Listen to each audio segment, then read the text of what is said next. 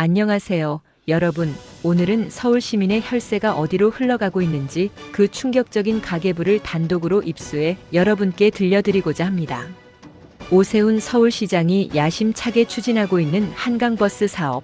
이름만 들으면 낭만적이지만 그 속사정을 들여다보니 참담하기 그지없습니다.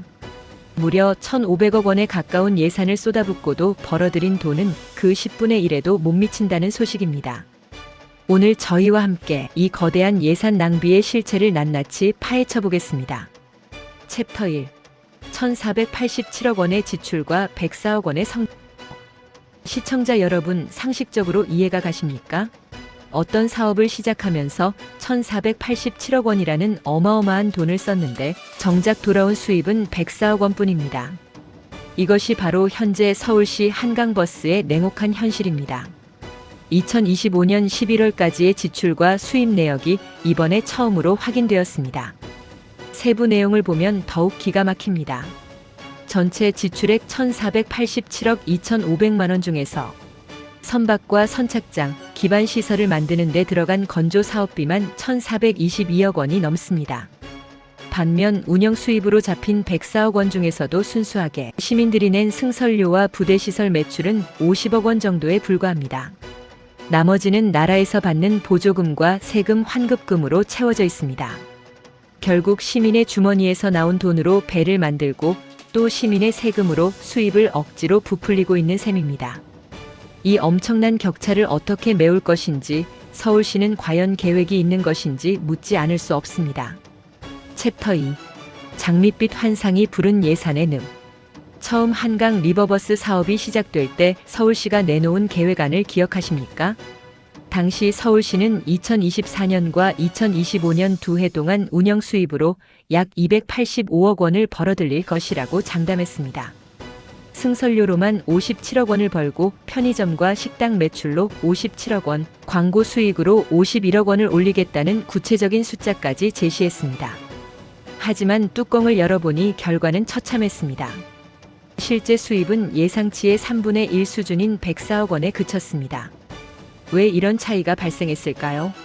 서울시는 선박 건조가 늦어져서 운항 시기가 밀렸기 때문이라고 해명합니다. 하지만 이것은 핑계에 불과합니다.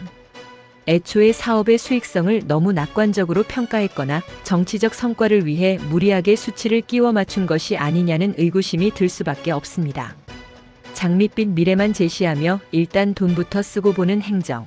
그 뒷감당은 고스란히 시민들의 몫으로 남게 되었습니다. 챕터 3.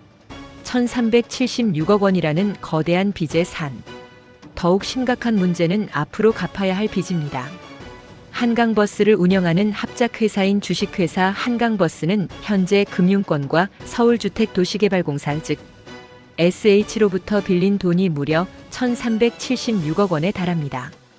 이 어마어마한 원금과 이자를 어떻게 갚을 수 있을까요? 지금처럼 한 달에 부대시설 매출이 13억 원 수준에 머문다면 상환은커녕 운영비 감당조차 버거울 것입니다. 더군다나 지금의 수입 내역에는 인건비나 유지 보수 비용 같은 지출 항목이 제대로 공개되지 않았습니다. 겉으로 드러난 매출보다 실제 순수익은 훨씬 적을 것이 뻔합니다. 빚을 갚으려면 승설료 수입이 비약적으로 늘어야 하는데 지금처럼 잦은 고장과 사고가 반복되는 상황에서 어떤 시민이 안심하고 한강버스를 이용하겠습니까? 빌린 돈으로 버티는 사업은 결국 한계에 부딪힐 수밖에 없습니다. 챕터 4. 고장과 사고로 얼룩진 반쪽짜리 운항. 한강버스의 운행 실태를 보면 더욱 가관입니다.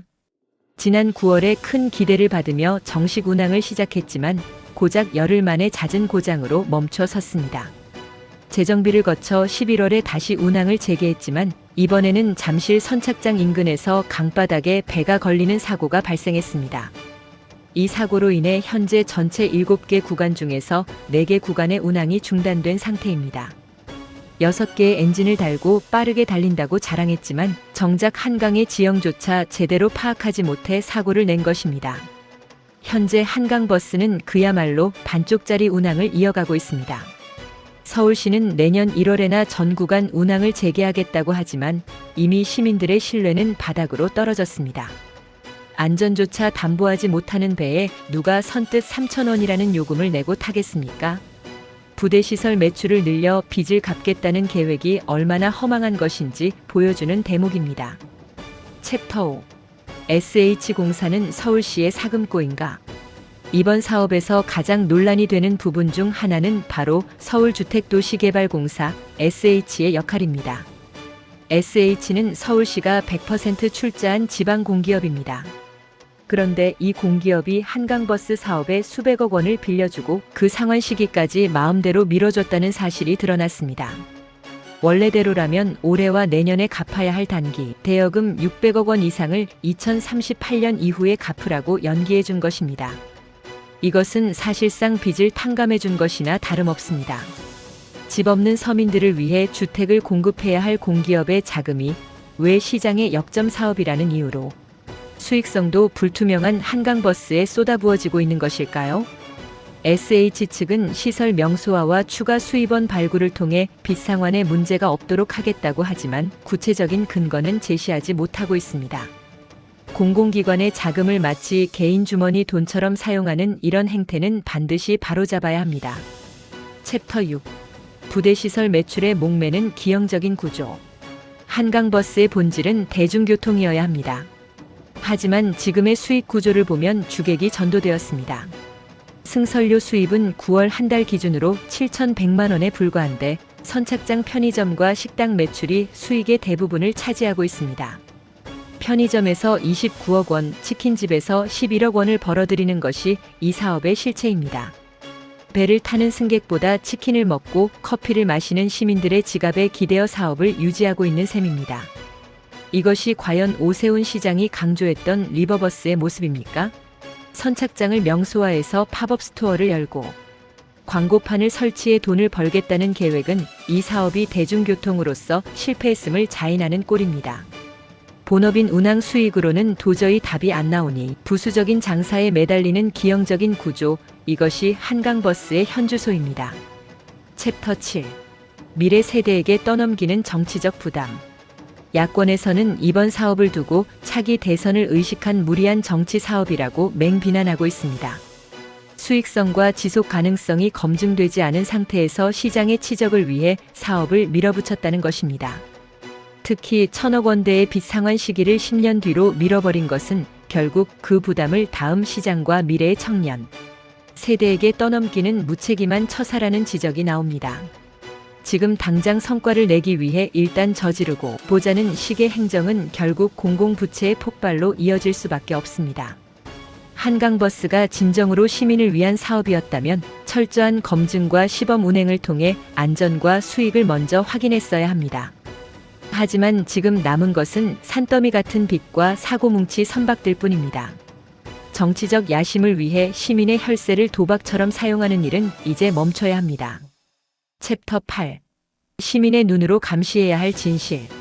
시청자 여러분, 오늘 우리가 확인한 1,487억 원의 지출과 104억 원의 수입, 그리고 1,376억 원의 빚은 단순한 숫자가 아닙니다. 이것은 우리가 내는 세금이고 우리 아이들이 짊어져야 할 부담입니다. 한강버스가 정말 서울의 명물이 될지 아니면 거대한 예산 낭비의 상징이 될지는 결국 우리 시민들이 얼마나 엄중하게 감시하느냐에 달려 있습니다. 서울시는 내년 1월 전 구간 운항 재개를 공언했지만 그때 또 어떤 사고나 결함이 발생할지 알 수 없습니다. 우리는 서울시가 내놓는 화려한 홍보 영상 뒤에 숨겨진 차가운 진실을 똑똑히 기억해야 합니다. 잘못된 정책은 바로 잡아야 하고 낭비된 예산에 대해서는 반드시 책임을 물어야 합니다. 진실은 물줄기를 따라 흐르는 법입니다. 한강버스의 진실이 어디로 흘러가는지 끝까지 지켜보겠습니다. 오늘 준비한 소식은 여기까지입니다. 시청해주신 여러분 진심으로 감사드립니다. 여러분의 구독과 좋아요는 저희 채널에 큰 힘이 됩니다. 그럼 다음에 더 좋은 영상으로 또 찾아뵙겠습니다. 감사합니다.